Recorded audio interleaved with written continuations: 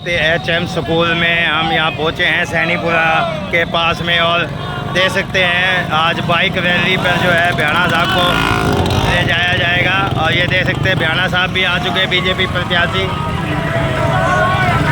ये देख लीजिए बाइक को।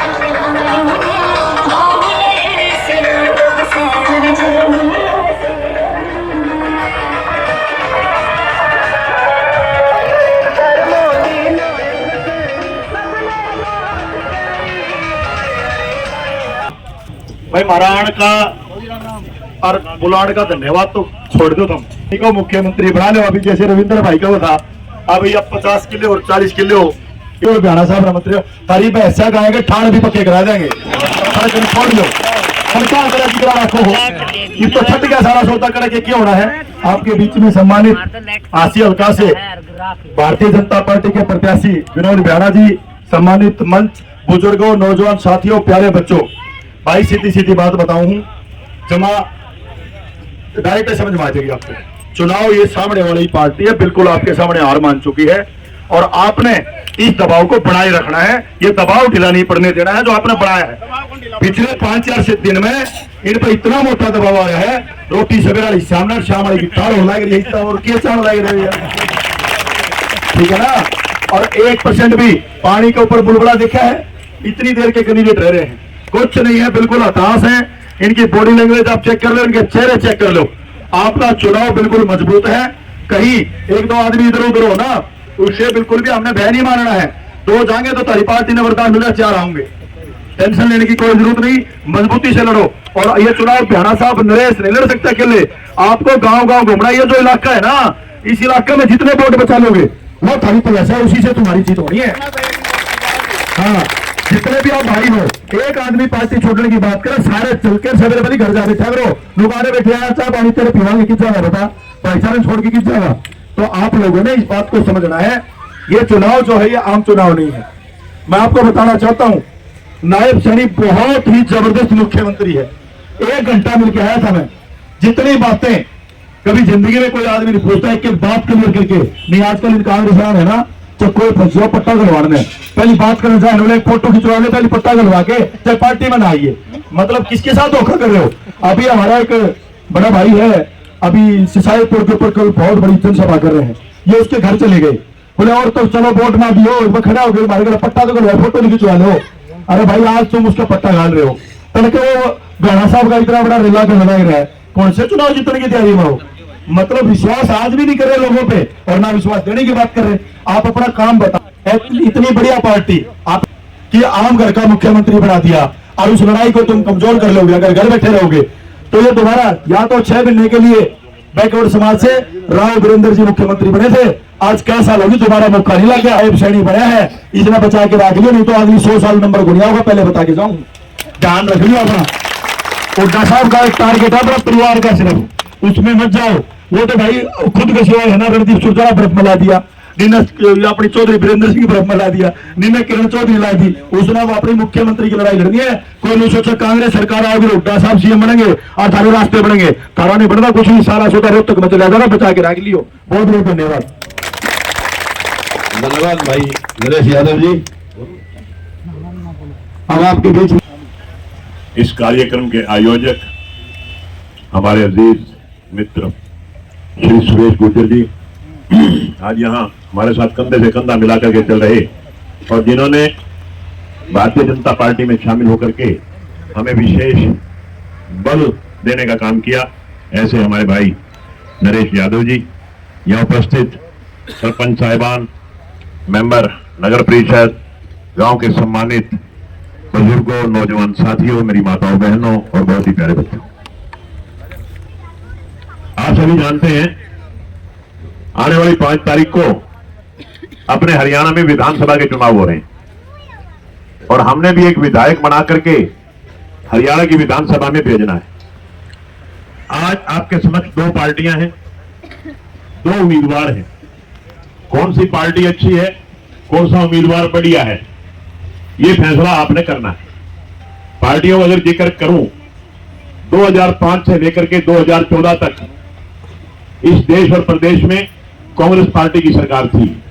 कांग्रेस पार्टी किन नीतियों पे काम करती थी वो थोड़ा सा मैं आपको याद दिलवाना चाहता हूं। बुजुर्गों और साथियों, जिस जिले का मुख्यमंत्री होता था, आधे से ज्यादा बजट केवल और केवल उसी जिले में लगता था। यानी कि विकास कार्य, आप याद करो, रोहतक से चौधरी भूपेंद्र सिंह हुड्डा इस प्रदेश के मुख्यमंत्री थे, सारा का सारा पैसा रोहतक में लगता था। नौकरियां भी सारी रोहतक में लगती थी। एक तरफा काम होता था।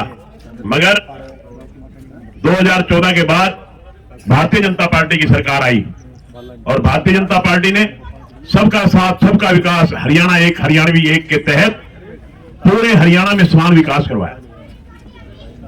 पूरे हरियाणा में समान रूप से नौकरी दी, ना खर्ची ना पर्ची, योग्यता के आधार पर नौकरी देने का काम किया।